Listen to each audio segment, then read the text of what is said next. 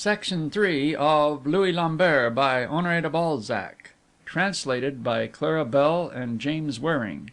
This recording is in the public domain. Recording by Don W. Jenkins.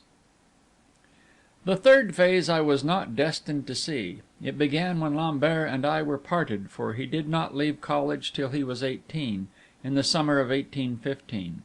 He had at that time lost his father and mother about 6 months before. Finding no member of his family with whom his soul could sympathize, expansive still, but, since our parting, thrown back on himself, he made his home with his uncle, who was also his guardian, and who, having been turned out of his benefice as a priest who had taken the oaths, had come to settle at Blois. There Louis lived for some time, but consumed ere long by the desire to finish his incomplete studies, he came to Paris to see Madame de Staël, and to drink of science at its highest fount. The old priest, being very fond of his nephew, left Louis free to spend his whole little inheritance in his 3 years' stay in Paris, though he lived very poorly. This fortune consisted of but a few thousand francs. Lambert returned to Blois at the beginning of 1820, driven from Paris by the sufferings to which the impecunious are exposed there. He must often have been a victim to the secret storms, the terrible rage of mind by which artists are tossed, to judge from the only fact his uncle recollected, and the only letter he preserved of all those which Louis Lambert wrote to him at the time, perhaps because it was the last and the longest. To begin with the story. Louis one evening was at the Théâtre Français, seated on a bench in the upper gallery, near to one of the pillars which, in those days, divided off the third row of boxes. On rising between the acts, he saw a young woman who had just come into the box next him. The sight of this lady, who was young, pretty, well dressed, in a low bodice no doubt, and escorted by a man for whom her face beamed with all the charms of love, produced such a terrible effect on Lambert's soul and senses, that he was obliged to leave the theatre. If he had not been controlled by some remaining glimmer of reason, which was not wholly extinguished by this first fever of burning passion, he might perhaps have yielded to the most irresistible desire that came over him to kill the young man on whom the lady's looks beamed. Was not this a reversion, in the heart of the Paris world, to the savage passion that regards women as its prey? An effect of animal instinct combining with the most luminous flashes of a soul crushed under the weight of thought? In short, was it not the prick of the penknife so vividly imagined by the boy, felt by the man as the thunderbolt of his most vital craving for love? And now, here is the letter that depicts the state of his mind as it was struck by the spectacle of Parisian civilization. His feelings, perpetually wounded, no doubt, in that whirlpool of self-interest, must always have suffered there. He probably had no friend to comfort him, no enemy to give tone to his life. Compelled to live in himself alone, having no one to share his subtle raptures, he may have hoped to solve the problem of his destiny by a life of ecstasy, adopting an utmost vegetative attitude, like an anchorite of the early church, and abdicating the empire of the intellectual world. This letter seems to hint at such a scheme, which is a temptation to all lofty souls at periods of social reform. But is not this purpose, in some cases, the result of a vocation? Do not some of them endeavor to concentrate their powers by long silence, so as to emerge fully capable of governing the world by word or by deed? Louis must, assuredly, have found some bitterness in his intercourse with men, or have striven hard with society in terrible irony, without extracting anything from it, before uttering so strident a cry and expressing, poor fellow, the desire which satiety of power and of all earthly things has led even monarchs to indulge. And perhaps, too, he went back to solitude to carry out some great work that was floating inchoate in his brain.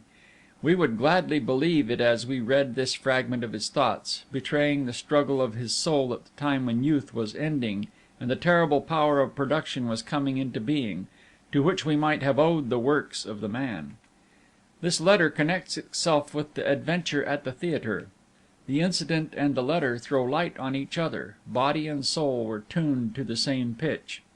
This tempest of doubts and asseverations, of clouds and lightnings that flash before the thunder, ending by a starved yearning for heavenly illumination, throws such light on the third phase of his education as enables us to understand it perfectly. As we read these lines, written at chance moments, taken up when the vicissitudes of life in Paris allowed, may we not fancy that we see an oak at that stage of its growth, when its inner expansion bursts the tender green bark, covering it with wrinkles and cracks, when its majestic stature is in preparation, if indeed the lightnings of heaven and the axe of man shall spare it?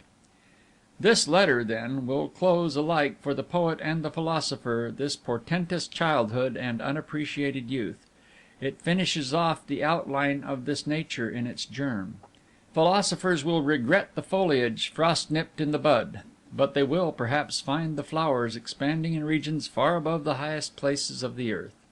Paris, September-October, 1819. Dear Uncle, I shall soon be leaving this part of the world, where I could never bear to live.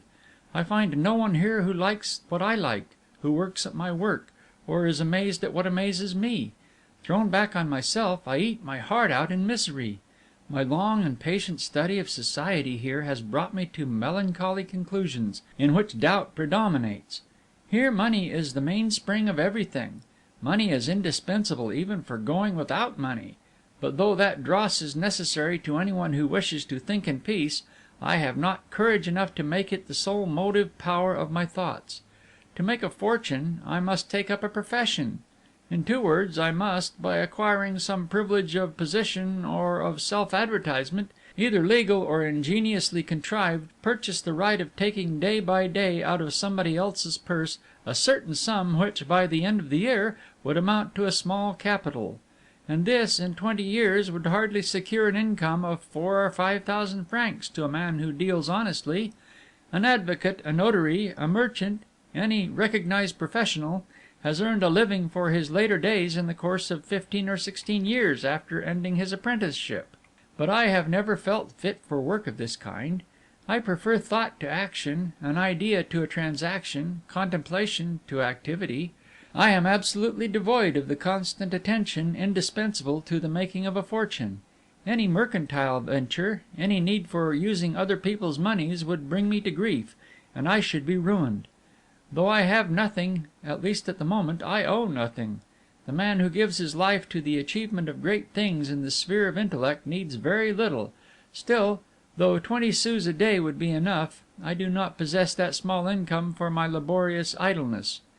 When I wish to cogitate, want drives me out of the sanctuary where my mind has its being. What is to become of me? I am not frightened at poverty. If it were not that beggars are imprisoned, branded, scorned, I would beg, to enable me to solve at my leisure the problems that haunt me. Still, this sublime resignation, by which I might emancipate my mind, through abstracting it from the body, would not serve my end. I should still need money to devote myself to certain experiments. But for that, I would accept the outward indigence of a sage possessed of both heaven and heart. A man need only never stoop to remain lofty in poverty. He who struggles and endures while marching on to a glorious end presents a noble spectacle, but who can have the strength to fight here? We can climb cliffs, but it is unendurable to remain forever tramping in the mud. Everything here checks the flight of the spirit that strives toward the future. I should not be afraid of myself in a desert cave. I am afraid of myself here. In the desert I should be alone with myself, undisturbed. Here a man has 1,000 wants which drag him down. You go out walking, absorbed in dreams. The voice of the beggar asking an alms brings you back to this world of hunger and thirst. You need money only to take a walk. Your organs of sense, perpetually wearied by trifles, never get any rest.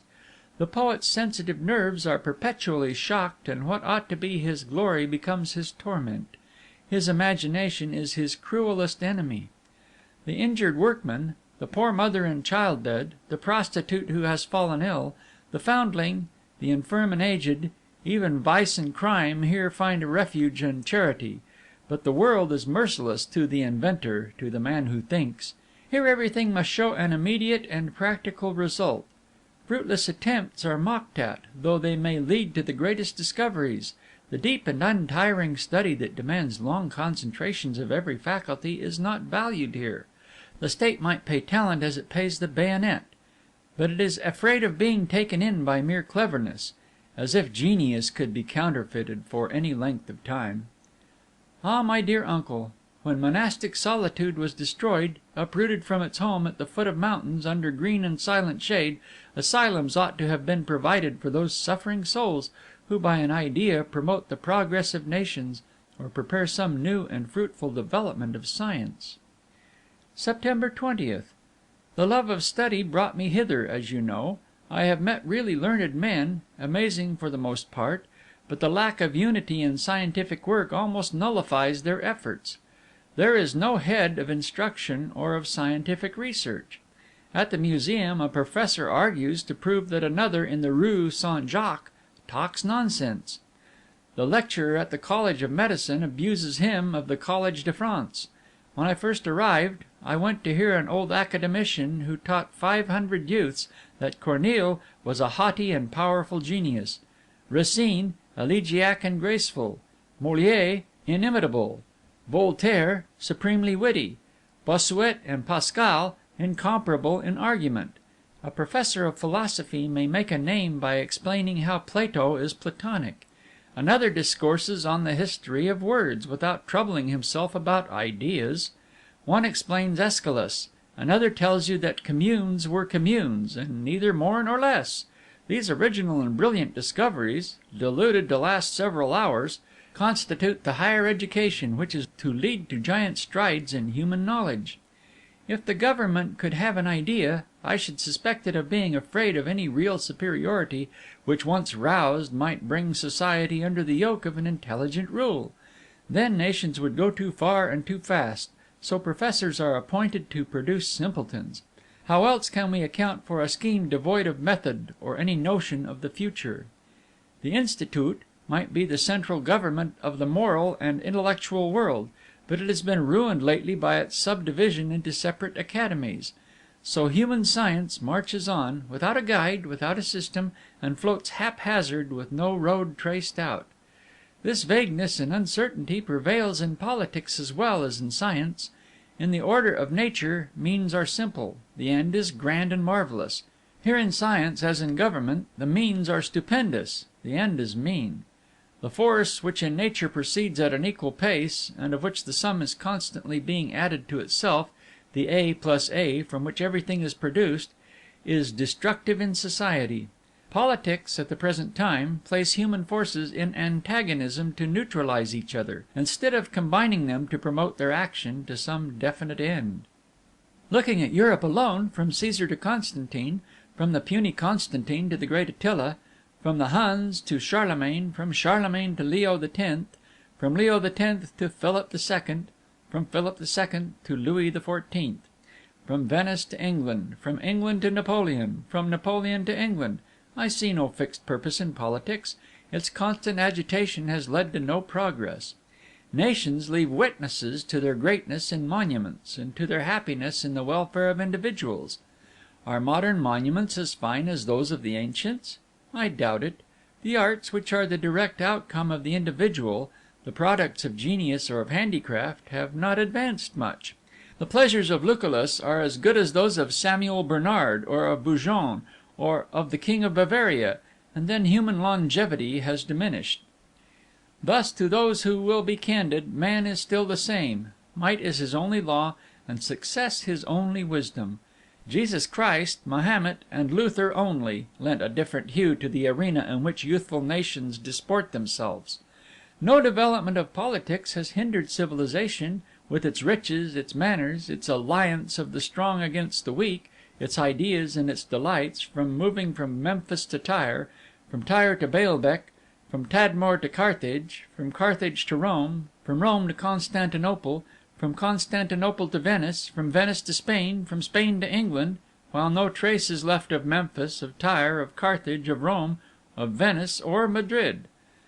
The soul of these great bodies has fled. Not one of them has preserved itself from destruction, nor formulated this axiom: when the effect produced ceases to be in ratio to its cause, disorganization follows. The most subtle genius can discover no common bond between great social facts. No political theory has ever lasted. Governments pass away, as men do, without handing down any lesson, and no system gives birth to a system better than that which came before it. What can we say about politics when a government directly referred to God perished in India and Egypt, when the rule of the sword and of the tiara are past, when monarchy is dying, when the government of the people has never been alive, when no scheme of intellectual power as applied to material interests has ever proved durable, and everything at this day remains to be done all over again, as it has been at every period, when man has turned to cry out, "I am in torment"? The Code, which is considered Napoleon's greatest achievement, is the most draconian work I know of. Territorial subdivision carried out to the uttermost, and its principle confirmed by the equal division of property generally, must result in the degeneracy of the nation and the death of the arts and sciences. The land, too, much broken up, is cultivated only with cereals and small crops. The forests, and consequently the rivers, are disappearing. Oxen and horses are no longer bred. Means are lacking both for attack and for resistance. If we should be invaded, the people must be crushed. It has lost its mainspring, its leaders. This is the history of deserts. Thus the science of politics has no definite principles, and it can have no fixity. It is the spirit of the hour, the perpetual application of strength proportioned to the necessities of the moment. The man who should foresee 2 centuries ahead would die on the place of execution, loaded with the imprecations of the mob, or else, which seems worse, would be lashed with the myriad whips of ridicule. Nations are but individuals, neither wiser nor stronger than man, and their destinies are identical. If we reflect on man, is not that to consider mankind? By studying the spectacle of society, perpetually storm-tossed in its foundations as well as in its results, in its causes as well as in its actions, while philanthropy is but a splendid mistake and progress is vanity, I have been confirmed in this truth. Life is within and not without us. To rise above men, to govern them, is only the part of an aggrandized schoolmaster, and those men who are capable of rising to the level whence they can enjoy a view of the world should not look at their own feet. November 4th. I am no doubt occupied with weighty thoughts. I am on the way to certain discoveries. An invincible power bears me toward a luminary which shone at an early age on the darkness of my moral life. But what name can I give to the power that ties my hands and shuts my mouth, and drags me in a direction opposite to my vocation? I must leave Paris, bid farewell to the books in the libraries, those noble centres of illumination, those kindly and always accessible sages, and the younger geniuses with whom I sympathized. Who is it that drives me away? Chance or Providence? The two ideas represented by those words are irreconcilable. If chance does not exist, we must admit fatalism, that is to say, the compulsory coordination of things under the rule of a general plan. Why then do we rebel? If man is not free, what becomes of the scaffolding of his moral sense? Or, if he can control his destiny, if by his own free will he can interfere with the execution of the general plan, what becomes of God? Why did I come here? If I examine myself, I find the answer. I find in myself axioms that need developing. But why then have I such vast faculties without being suffered to use them? If my suffering could serve as an example, I could understand it. But no, I suffer unknown. This is perhaps as much the act of Providence as the fate of the flower that dies unseen in the heart of the virgin forest, where no one can enjoy its perfume or admire its splendor. Just as that blossom vainly sheds its fragrance to the solitude, so do I, here in the garret, give birth to ideas that no one can grasp. Yesterday evening I sat eating bread and grapes in front of my window with a young doctor named Miraut.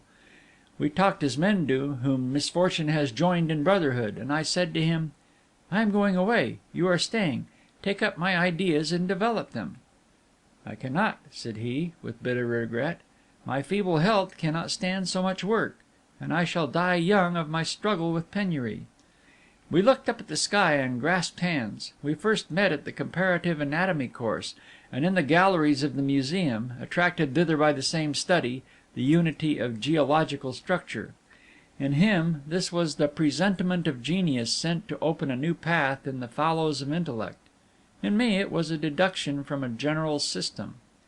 My point is to ascertain the real relation that may exist between God and man. Is not this a need of the age?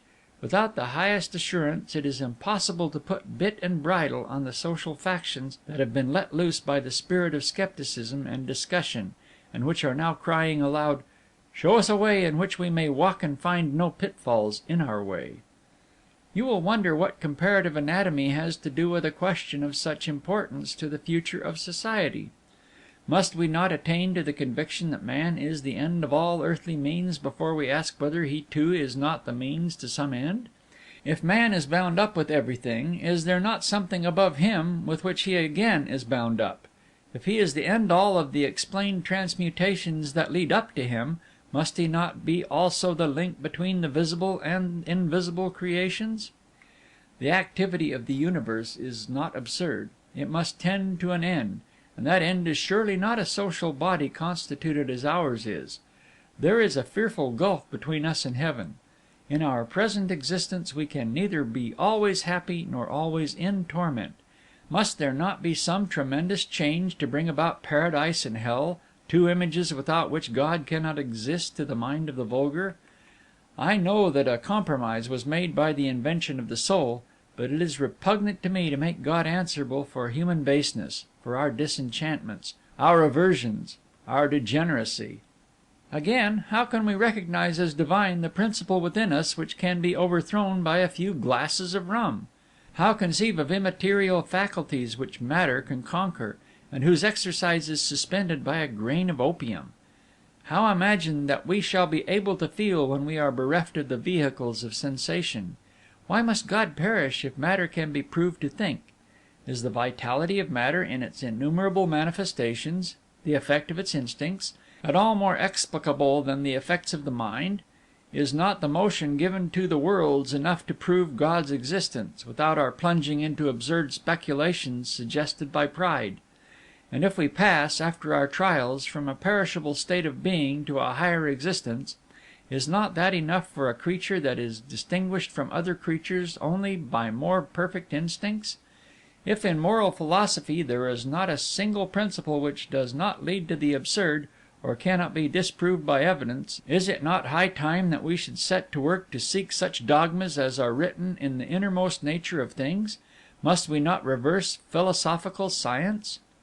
We trouble ourselves very little about the supposed void that must have pre-existed for us, and we try to fathom the supposed void that lies before us.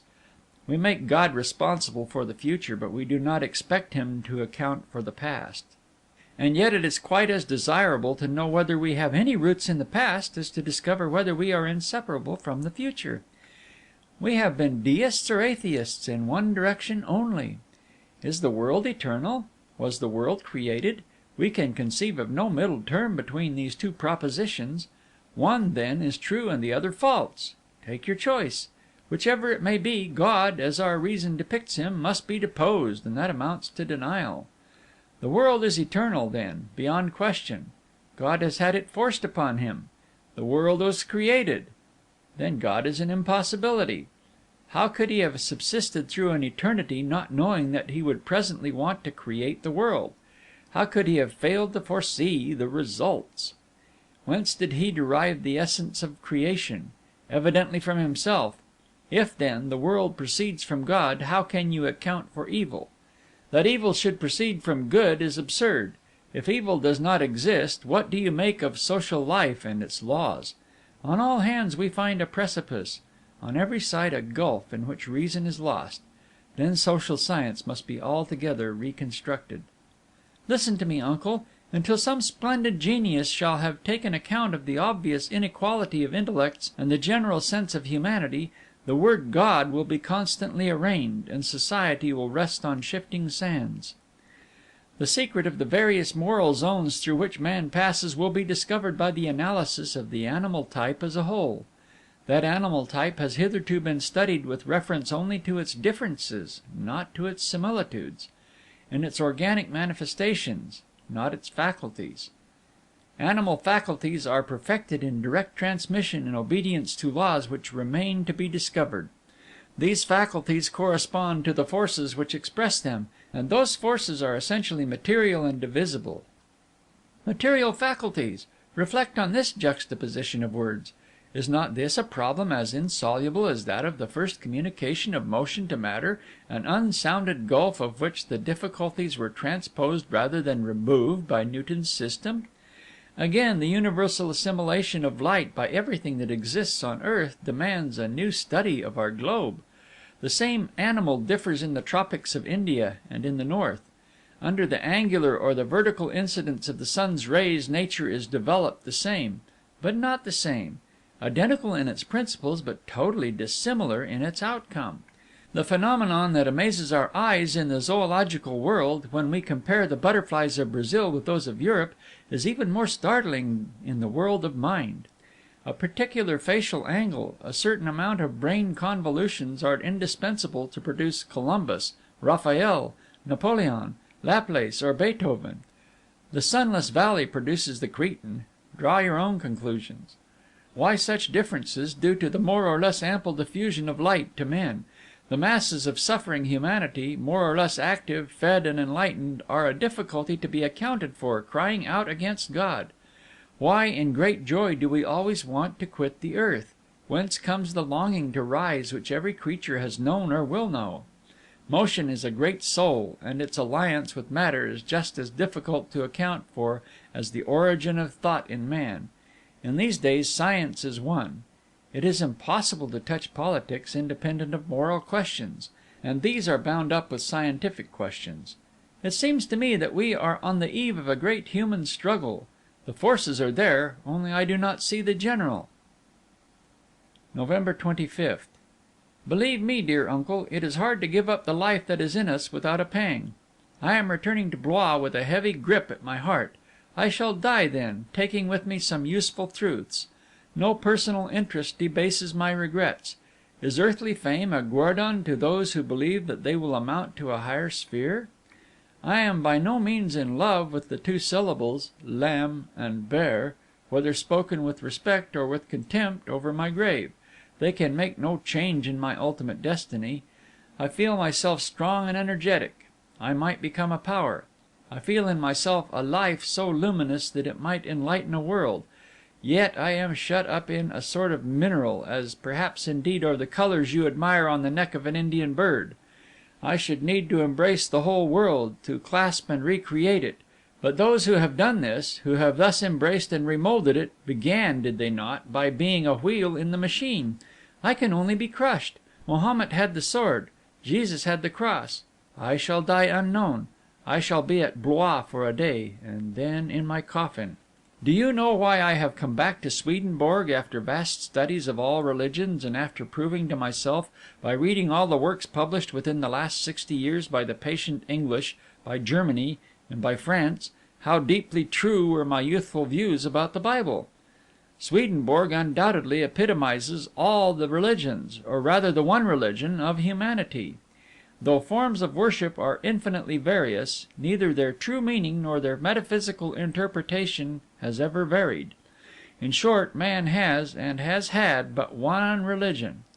Sivaism, Vishnuism, and Brahmanism, the three primitive creeds, originating as they did in Tibet, in the valley of the Indus, and on the vast plains of the Ganges, ended their warfare some 1,000 years before the birth of Christ by adopting the Hindu Trimurti. The Trimurti is our Trinity.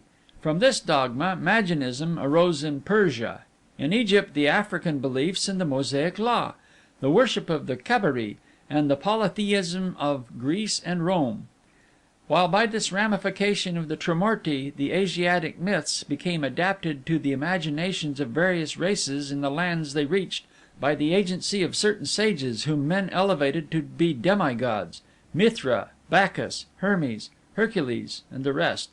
Buddha, the great reformer of the three primeval religions, lived in India and founded his church there, a sect which still numbers 200 millions more believers than Christianity can show, while it certainly influenced the powerful will both of Jesus and Confucius.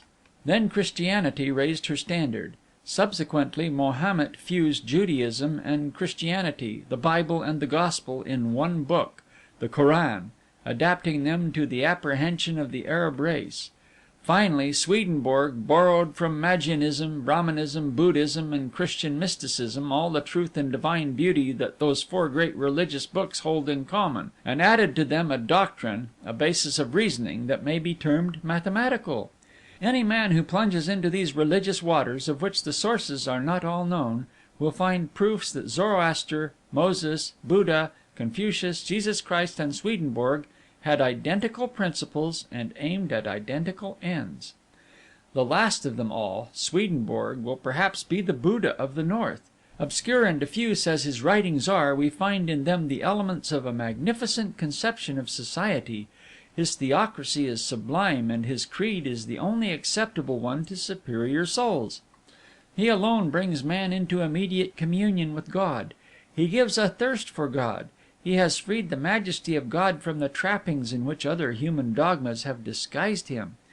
He left him where he is, making his myriad creations and creatures gravitate towards him through successive transformations which promise a more immediate and more natural future than the Catholic idea of eternity. Swedenborg has absolved God from the reproach attaching to him in the estimation of tender souls for the perpetuity of revenge to punish the sin of a moment, a system of injustice and cruelty. Each man may know for himself what hope he has of life eternal, and whether this world has any rational sense. I mean to make the attempt, and this attempt may save the world just as much as the cross at Jerusalem or the sword at Mecca.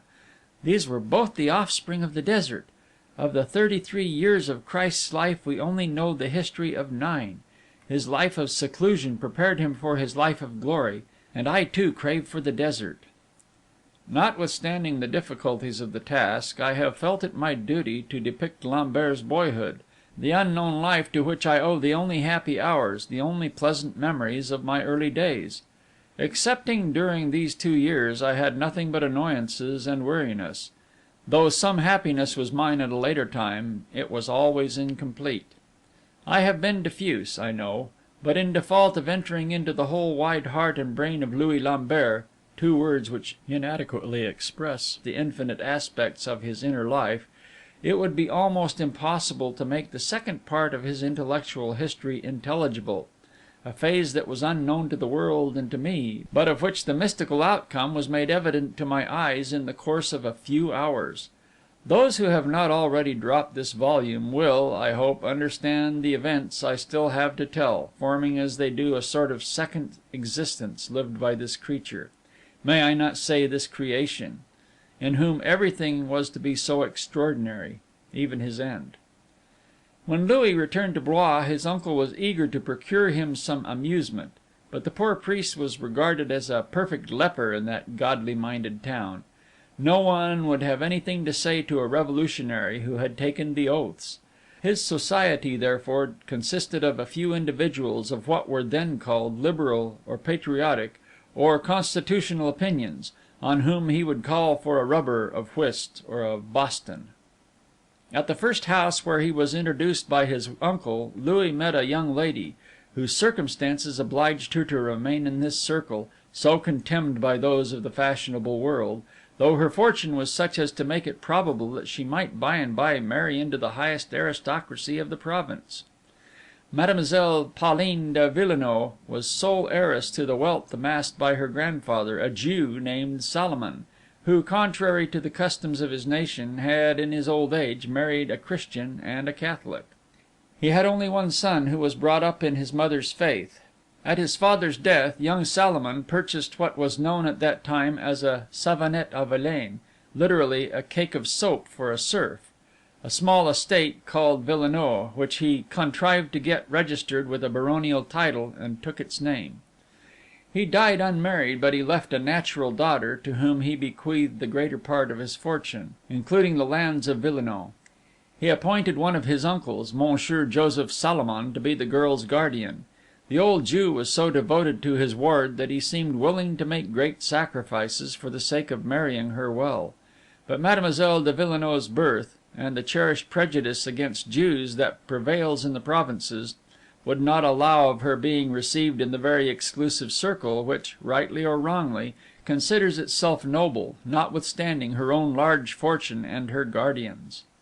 Monsieur Joseph Salomon was resolved that if she could not secure a country squire, his niece should go to Paris and make choice of a husband among the peers of France, liberal or monarchical. As to happiness, that he believed he could secure her by the terms of the marriage contract. Mademoiselle de Villenoix was now 20. Her remarkable beauty and gifts of mind were surer guarantees of happiness than those offered by money. Her features were of the purest type of Jewish beauty. The oval lines, so noble and maidenly, have an indescribable stamp of the ideal, and seem to speak of the joys of the East, its unchangeably blue sky, the glories of its lands, and the fabulous riches of life there. She had fine eyes, shaded by deep eyelids, fringed with thick curled lashes. Biblical innocence sat on her brow. Her complexion was of the pure whiteness of the Levite's robe.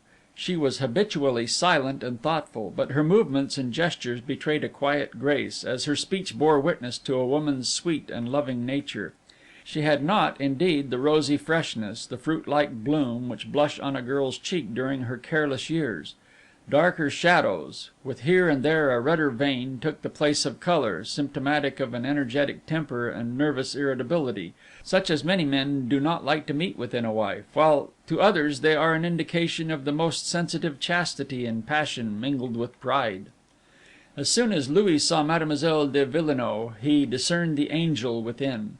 The richest powers of his soul, and his tendency to ecstatic reverie, every faculty within him, was at once concentrated in boundless love, the first love of a young man, a passion which is strong indeed in all, but which in him was raised to incalculable power by the perennial ardor of his senses, the character of his ideas, and the manner in which he lived. This passion became a gulf, into which the hapless fellow threw everything. A gulf whither the mind dare not venture, since his, flexible and firm as it was lost there. There all was mysterious, for everything went on in that moral world, closed to most men, whose laws were revealed to him, perhaps to his sorrow. When an accident threw me in the way of his uncle, the good man showed me into the room which Lambert had at that time lived in. I wanted to find some vestiges of his writings, if he should have left any. There, among his papers, untouched by the old man from that fine instinct of grief that characterized the aged, I found a number of letters, too illegible ever to have been sent to Mademoiselle de Villenoix. My familiarity with Lambert's writing enabled me, in time, to decipher the hieroglyphics of this shorthand, the result of impatience and a frenzy of passion. Carried away by his feelings, he had written without being conscious of the irregularity of words too slow to express his thoughts. He must have been compelled to copy these chaotic attempts, for the lines often ran into each other; but he was also afraid, perhaps, of not having sufficiently disguised his feelings, and at first, at any rate, he had probably written his love letters twice over. It required all the fervency of my devotion to his memory, and the sort of fanaticism which comes of such a task, to enable me to divine and restore the meaning of the 5 letters that here follow. These documents, preserved by me with pious care, are the only material evidence of his overmastering passion. Mademoiselle de Villenoix had no doubt destroyed the real letters that she received, eloquent witnesses to the delirium she inspired. The first of these papers, evidently a rough sketch, betrays by its style and by its length the many emendations, the heartfelt alarms, the innumerable terrors caused by a desire to please, the changes of expression, and the hesitation between the whirl of ideas that beset a man as he indites his first love letter, a letter he will never forget, each line the result of a reverie, each word the subject of long cogitation, while the most unbridled passion known to man feels the necessity of the most reserved utterance, and like a giant stooping to enter a hovel, speaks humbly and low, so as not to alarm a girl's soul. No antiquary ever handled his palimpsests with greater respect than I showed in reconstructing these mutilated documents of such joy and suffering as must always be sacred to those who have known similar joy and grief. 1. Mademoiselle, when you have read this letter, if you ever should read it, my life will be in your hands, for I love you, and to me the hope of being loved is life. Others, perhaps, ere now, have, in speaking of themselves, misused the words I must employ to depict the state of my soul. Yet, I beseech you to believe in the truth of my expressions; though weak, they are sincere. Perhaps I ought not thus to proclaim my love. Indeed, my heart counselled me to wait in silence till my passion should touch you, that I might the better conceal it if its silent demonstration should displease you, or till I could express it even more delicately than in words if I found favour in your eyes. However, after having listened for long to the coy fears that fill a youthful heart with alarms, I write in obedience to the instinct which drags useless lamentations from the dying. It has needed all my courage to silence the pride of poverty, and to overleap the barriers which prejudice erects between you and me. I have had to smother many reflections to love you in spite of your wealth. And as I write to you, am I not in danger of the scorn which women often reserve for profession of love, which they accept only as one more tribute of flattery? But we cannot help rushing with all our might toward happiness, or being attracted to the life of love as a plant is to the light. We must have been very unhappy before we can conquer the torment, the anguish of those secret deliberations when reason proves to us by 1,000 arguments how barren our yearning must be if it remains buried in our hearts, and when hopes bid us dare everything. I was happy when I admired you in silence. I was so lost in the contemplation of your beautiful soul that only to see you left me hardly anything further to imagine. And I should not now have dared to address you if I had not heard that you were leaving. What misery has that one word brought upon me! Indeed, it is my despair that has shown me the extent of my attachment. It is unbounded, mademoiselle. You will never know, at least I hope you may never know, the anguish of dreading lest you should lose the only happiness that has dawned on you on earth, the only thing that has thrown a gleam of light in the darkness of misery. I understood yesterday that my life was no more in myself but in you. There is but one woman in the world for me, as there is but one thought in my soul. I dare not tell you to what a state I am reduced by my love for you. I would have you only as a gift from yourself. I must therefore avoid showing myself to you in all the attractiveness of dejection, for is it not often more impressive to a noble soul than that of good fortune? There are many things I may not tell you; indeed, I have too lofty a notion of love to taint it with ideas that are alien to its nature. If my soul is worthy of yours, and my life pure, your heart will have a sympathetic insight, and you will understand me. It is the fate of man to offer himself to the woman who can make him believe in happiness, but it is your prerogative to reject the truest passion if it is not in harmony with the vague voices in your heart. That I know. If my lot, as decided by you, must be adverse to my hopes, mademoiselle, let me appeal to the delicacy of your maiden soul and the ingenious compassion of a woman to burn my letter. On my knees, I beseech you to forget all. Do not mock at a feeling that is wholly respectful, and that is too deeply graven on my heart, ever to be effaced. Break my heart, but do not rend it. Let the expression of my first love, a pure and youthful love, be lost in your pure and youthful heart. Let it die there as a prayer rises up to die in the bosom of God. I owe you much gratitude. I have spent delicious hours occupied in watching you, and giving myself up to the faint dreams of my life. Do not crush these long but transient joys by some girlish irony. Be satisfied not to answer me. I shall know how to interpret your silence. You will see me no more. If I must be condemned to know for ever what happiness means, and to be for ever bereft of it, if, like a banished angel, I am to cherish the sense of celestial joys while bound for ever to a world of sorrow, well, I can keep the secret of my love as well as that of my griefs. And farewell. Yes, I resign you to God, to whom I will pray for you, beseeching Him to grant you a happy life, for even if I am driven from your heart, into which I have crept by stealth, still I shall ever be near you. Otherwise, of what value would the sacred words be of this letter, my first and perhaps my last entreaty? If I should ever cease to think of you, to love you whether in happiness or in woe, should I not deserve my punishment? 2.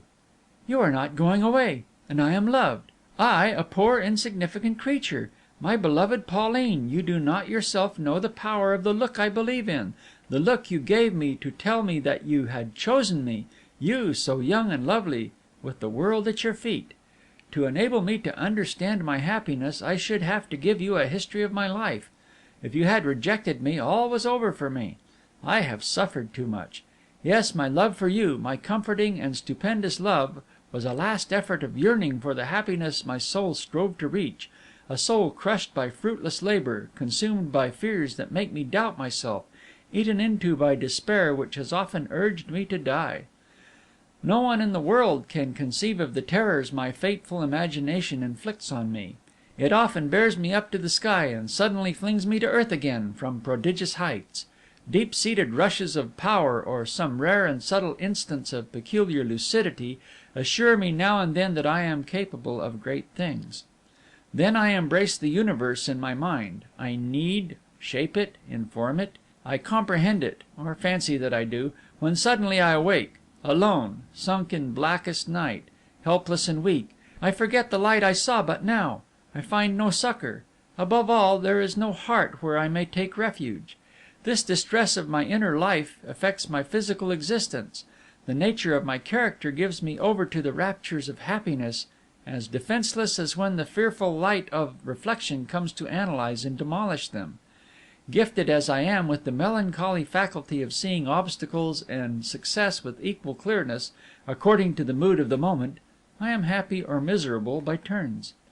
Thus, when I first met you, I felt the presence of an angelic nature. I breathed an air that was sweet to my burning breast. I heard in my soul a voice that could never be false, telling me that here was happiness. But perceiving all the barriers that divided us, I understood the vastness of their pettiness, and these difficulties terrified me more than the prospect of happiness could delight me. At once I felt the awful reaction which casts my expansive soul back on itself. The smile you had brought to my lips suddenly turned to a bitter grimace, and I could only strive to keep calm, while my soul was boiling with the turmoil of contradictory emotions. In short, I experienced that gnawing pang to which 23 years of suppressed sighs and betrayed affections have not inured me. Well, Pauline, the look by which you promised that I should be happy suddenly warmed my vitality, and turned all my sorrows into joy. Now I could wish that I had suffered more. My love is suddenly full grown. My soul has a wide territory that lacked the blessing of sunshine, and your eyes have shed light on it. Beloved Providence, you will be all in all to me, orphan as I am, without a relation but my uncle. You will be my whole family, as you are my whole wealth, nay, the whole world to me. Have you not bestowed on me every gladness man can desire in that chaste, lavish, timid glance? You have given me incredible self-confidence and audacity. I can dare all things now. I came back to Blois in deep dejection. 5 years of study in the heart of Paris had made me look on the world as a prison. I had conceived of vast schemes and dared not speak of them. Fame seemed to me a prize for charlatans, to which a really noble spirit should not stoop. Thus my ideas could only make their way by the assistance of a man bold enough to mount the platform of the press, and to harangue loudly the simpletons he scorns. This kind of courage I have not. I ploughed my way on, crushed by the verdict of the crowd, in despair at never making it hear me. I was at once too humble and too lofty. I swallowed my thoughts as other men swallow humiliations. I have even come to despise knowledge, blaming it for yielding no real happiness. But since yesterday I am wholly changed. For your sake I now covet every palm of glory, every triumph of success. When I lay my head on your knees, I could wish to attract to you the eyes of the whole world, just as I long to concentrate in my true love every idea, every power that is in me. The most splendid celebrity is a possession that genius alone can create. Well, I can, at my will, make for you a bed of laurels.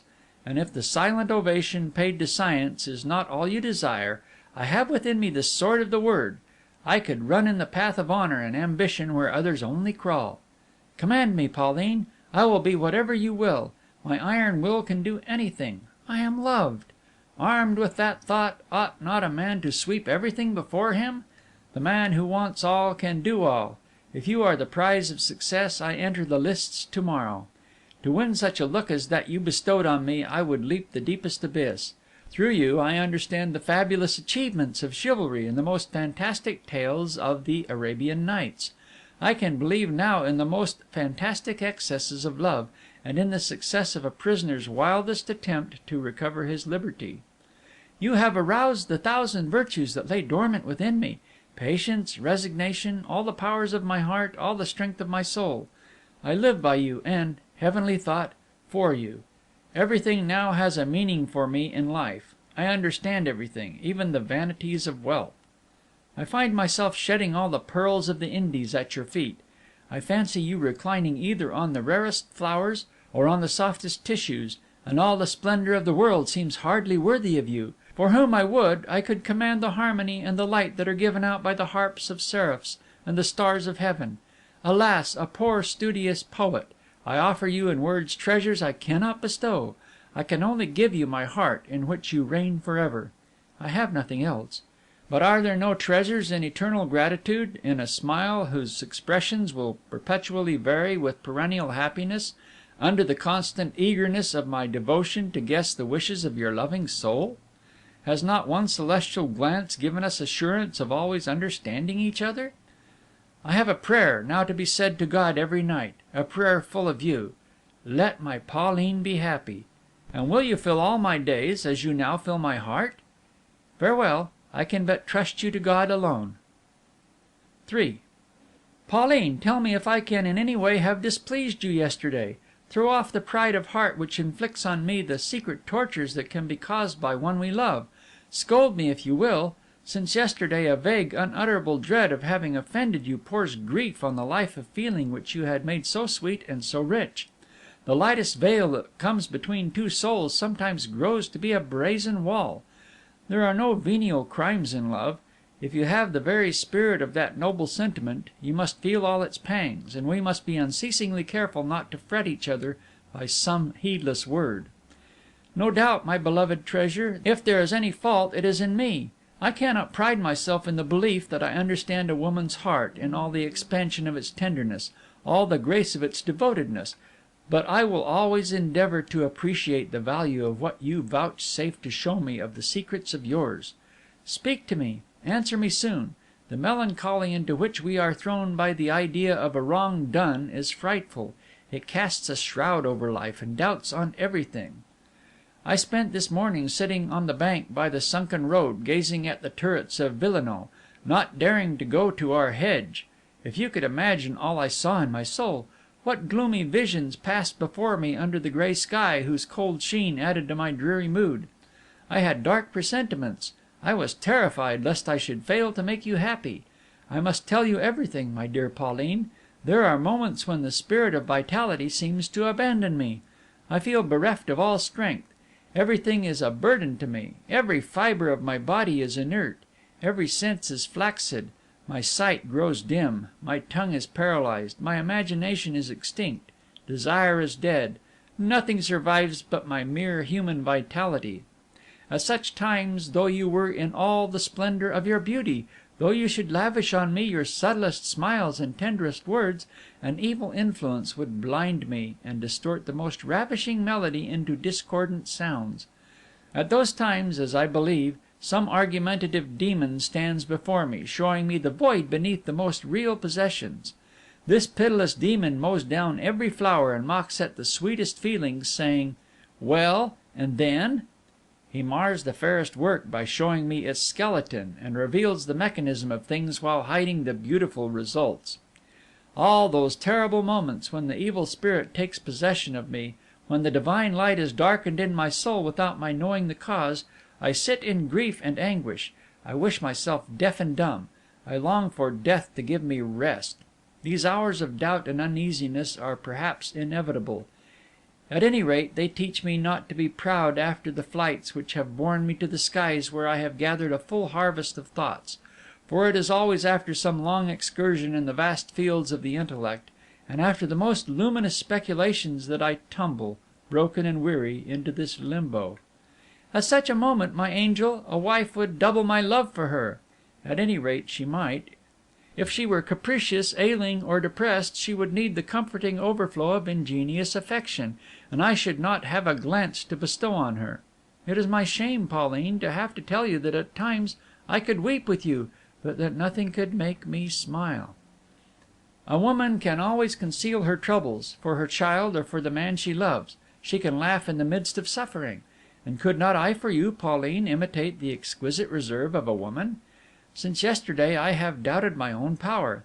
If I could displease you once, if I failed once to understand you, I dread lest I should often be carried out of our happy circle by my evil demon.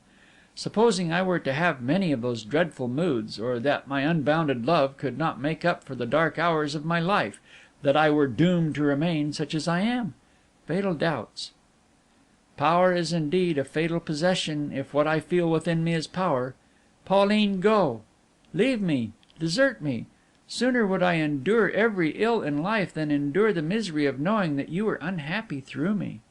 But perhaps the demon has had such empire over me only because I have had no gentle, white hands about me to drive him off. No woman has ever shed on me the balm of her affection, and I know not whether, if love should wave his pinions over my head in these moments of exhaustion, new strength might not be given to my spirit. This terrible melancholy is perhaps a result of my isolation, one of the torments of a lonely soul which pays for its hidden treasures with groans and unknown suffering. Those who enjoy little shall suffer little. Immense happiness entails unutterable anguish. How terrible a doom! If it be so, must we not shudder for ourselves, we who are superhumanly happy? If nature sells us everything at its true value, into what pit are we not fated to fall? Ah, the most fortunate lovers are those who die together in the midst of their youth and love. How sad it all is! Does my soul foresee evil in the future? I examine myself, wondering whether there is anything in me that can cause you a moment's anxiety.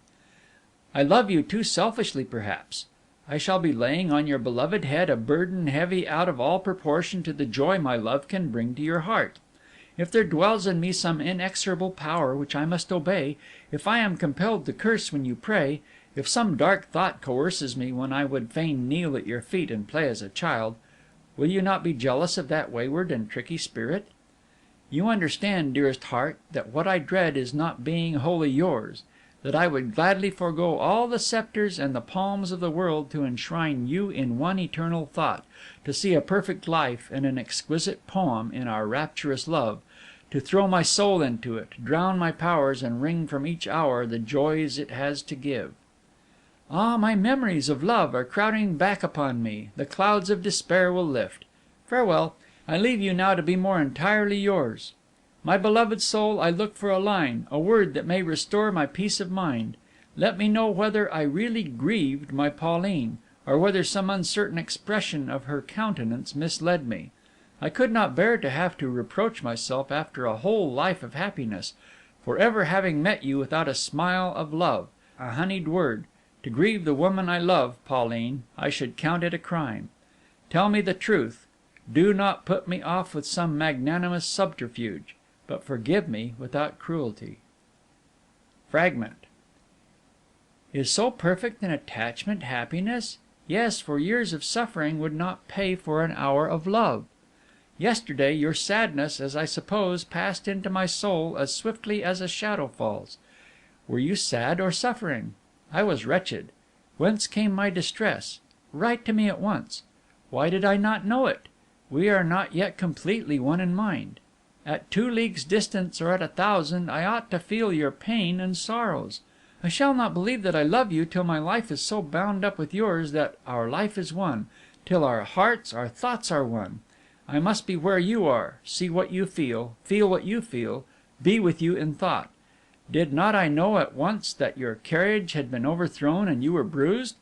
But on that day I had been with you, I had never left you. I could see you. When my uncle asked me what made me turn so pale, I answered at once, Mademoiselle de Villenoix has had a fall. Why then yesterday did I fail to read your soul? Did you wish to hide the cause of your grief? However, I fancied I could feel that you were arguing in my favor, though in vain, with that dreadful Salomon, who freezes my blood.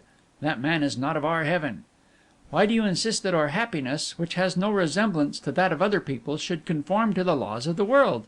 And yet I delight too much in your bashfulness, your religion, your superstitions, not to obey your lightest whim. What you do must be right. Nothing can be purer than your mind, as nothing is lovelier than your face, which reflects your divine soul. I shall wait for a letter before going along the lanes to meet the sweet hour you grant me. Oh, if you could know how the sight of those turrets makes my heart throb when I see them edged with light by the moon, our only confidant. End of Project Gutenberg of Louis Lambert by Honoré de Balzac, translated by Clara Bell and James Waring. Read by Don W. Jenkins, Rancho San Diego, California, shaggybark.blogspot.com.